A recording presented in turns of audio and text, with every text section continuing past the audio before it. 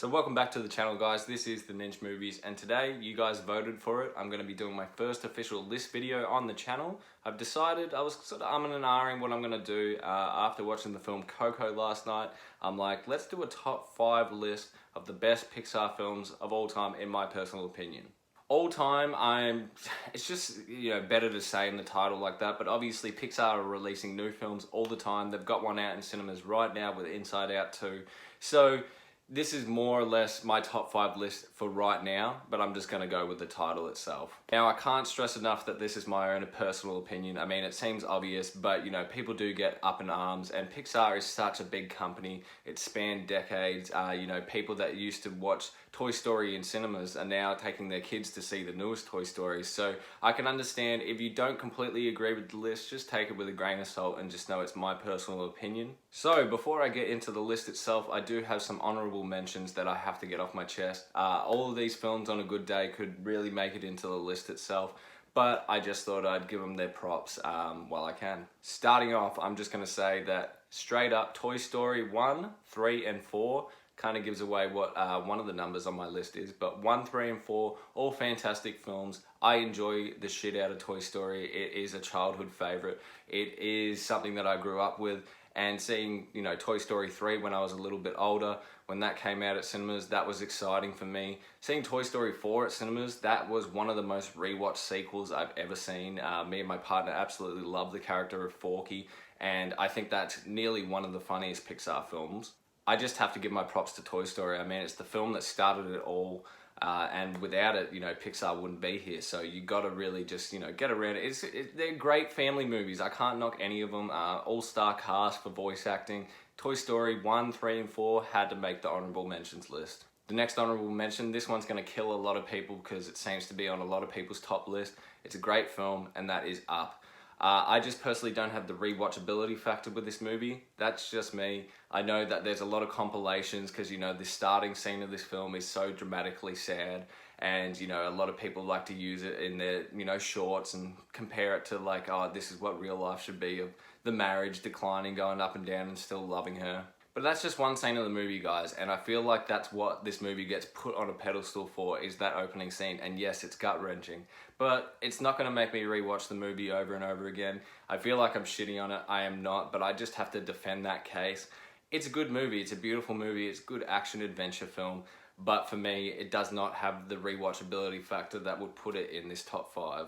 The next film up, once again, the sequel is in cinema right now. That is Inside Out. A fantastic movie, probably the most recent Pixar film on this list, or even in the honorable mentions, whatever you have to say. Honestly, I love any movie about the brain, and with a comedy aspect, talking about different emotions, it's goddamn hilarious. I'm so excited to see the sequel. I want to see if it holds up to this original. Honestly, one of the best Pixar has done in recent years. I thought it was a fun concept. It's a beautiful, beautiful movie, very colorful, and had to put it on my honorable mentions list. And finally, the last honorable mention I had to put in here, I couldn't not put it on my honorable mentions list. This used to be in the top 5, it definitely did, and that is the film WALL-E.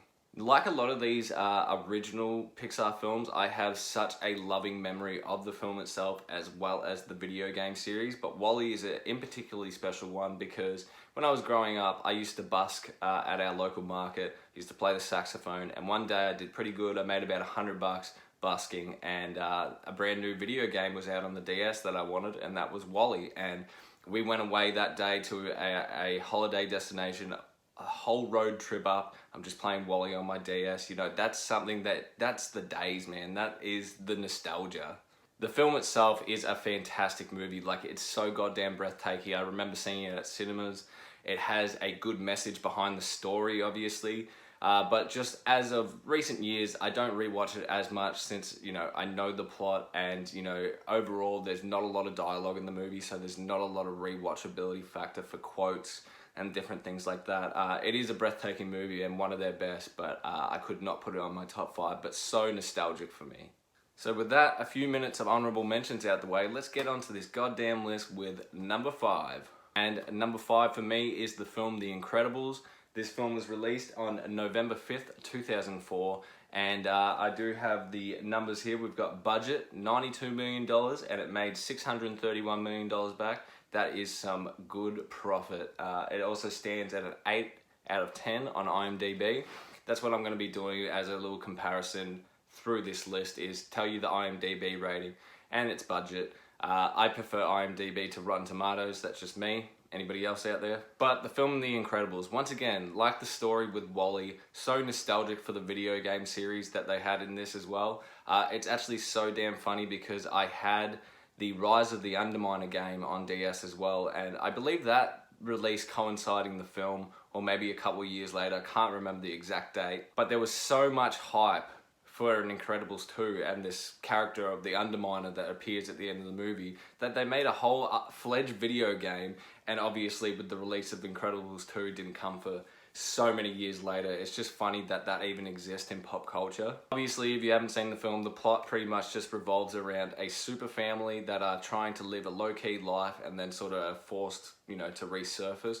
The animation is so beautiful for, what was it, 2004? Come on, man, this thing still holds up. The comedy, this is one of the funniest Pixar films out there. All the voice acting is top tier.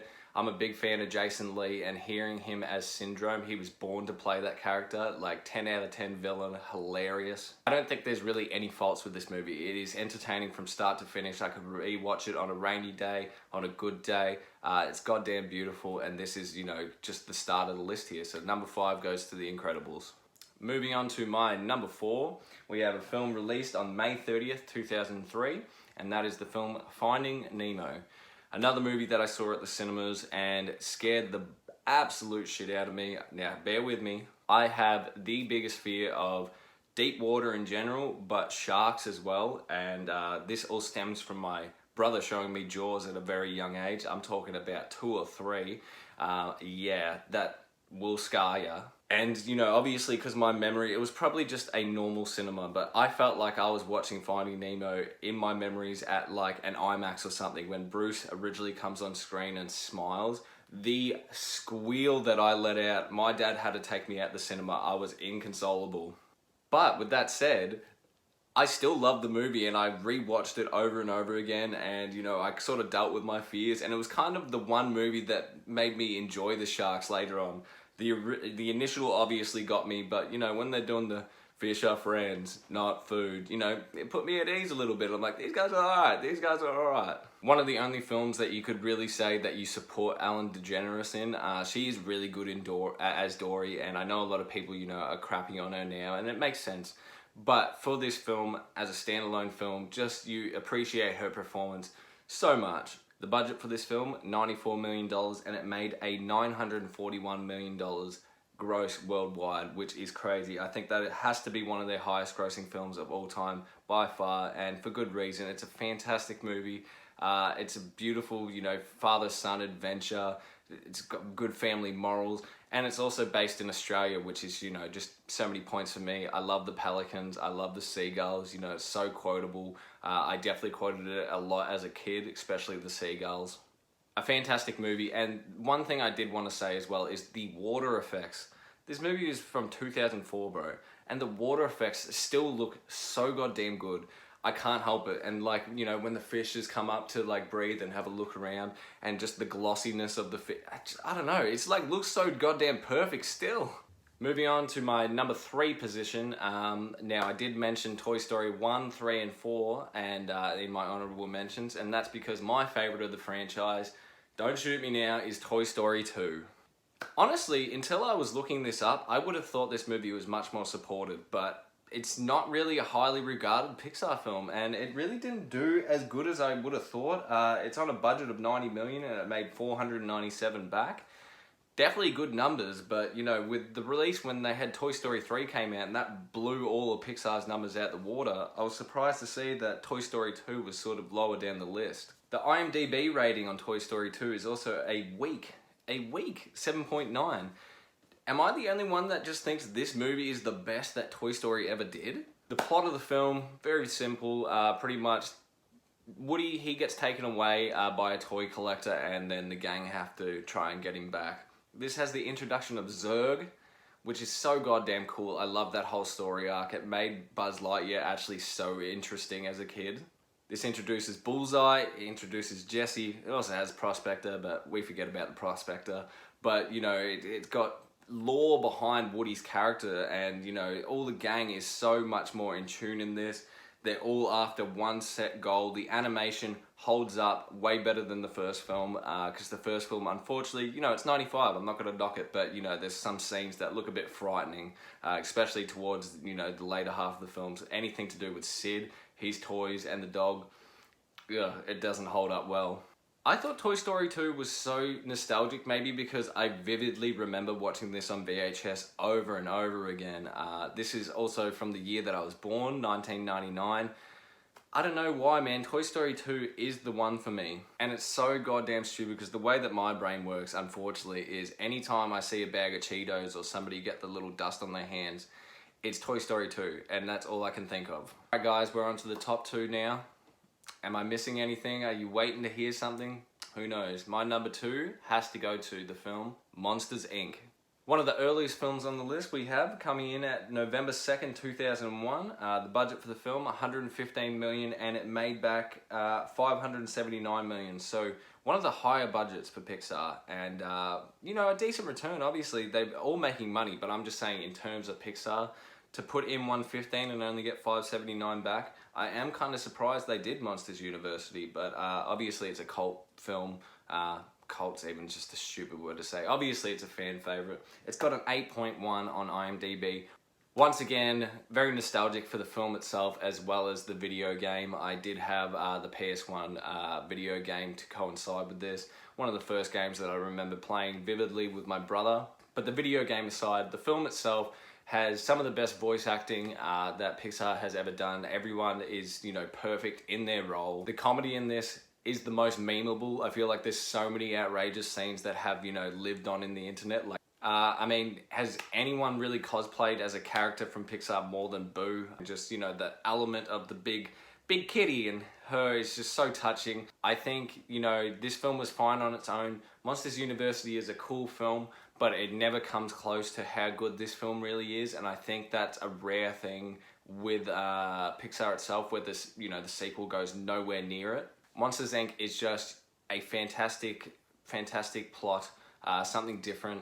I like the fact that, you know, the villain in this is one of the most harshest villains in all of Pixar. Like, you hate Randall. Like, you really hate Randall, and it's so weird to just think that you're so passionately mad at a CGI monster lizard.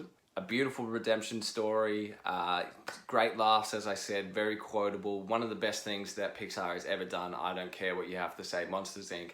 has it all. And now, drum roll for my number 1. Is this your number 1? Let me know down below how you would rank your Pixar films, and if I got anywhere near your list, or if I'm the complete opposite. I don't mind, let me know down below. Number 1, we have the best Pixar film I have ever seen, and that film is Ratatouille. With a budget of $150 million, it made back $623 million. Rating and IMDb is 8.1, very standard. And the plot is a rat who can cook finds an unlikely alliance with a kitchen worker in France. That's pretty much the plot. Hands down, the most rewatchable Pixar movie of all time. Definitely the one I've watched the most. Another cinema experience I had. Surprisingly, did have a coinciding video game, but I didn't play it. Just one of the most unique plots. I think I'm a sucker for anything to do with cooking. I watch so much cooking TV, I watch so much cooking YouTube. So maybe that's where the rewatchability factor comes in as I've gotten older. But even as a kid, man, I thought this movie was so goddamn good. Just such a great cinema experience. I've always been fascinated with, you know, France, cultural differences, you know, to where I live. And, you know, to see that in a CGI environment where they make it look so goddamn pretty. The food culture, the whole plot is just hilarious. I don't know if Ratatouille might even be one of my favorite animated movies of all time. It is that goddamn good. If you haven't seen it or given it a rewatch in recent years, like, seriously, do yourself a favor. It is probably the most beautiful looking film that I think that Pixar has done personally. Coco was also beautiful last night. We'll give that a mention as a beautiful looking film. But Ratatouille, oh, some of it is so breathtaking. The scenes when they're just trying different combinations and, He's explaining how it's meant to go around, the colors are bouncing. It's just a breathtaking movie, and one with a lot of good heart as well. It's a movie about following your dreams, man, and the fact that the message is delivered so well through a rat, cooking for a human, it's just a bizarre plot. I would have loved to be in the boardroom for this film, like when it was getting pitched, because honestly, this movie should not have worked as well as it did, and it is by far my favorite Pixar film of all time. So there you have it, guys, my first official list video. Let me know how I did down below. Let me know how you'd rank any of the films that I ranked, as well as just give me your top 5 Pixar films down below. I'd like to compare the list. I'd like to see what you guys are into. And with that said, guys, please leave this video a like, add it to your favorite, subscribe, and I'll see you in the next one.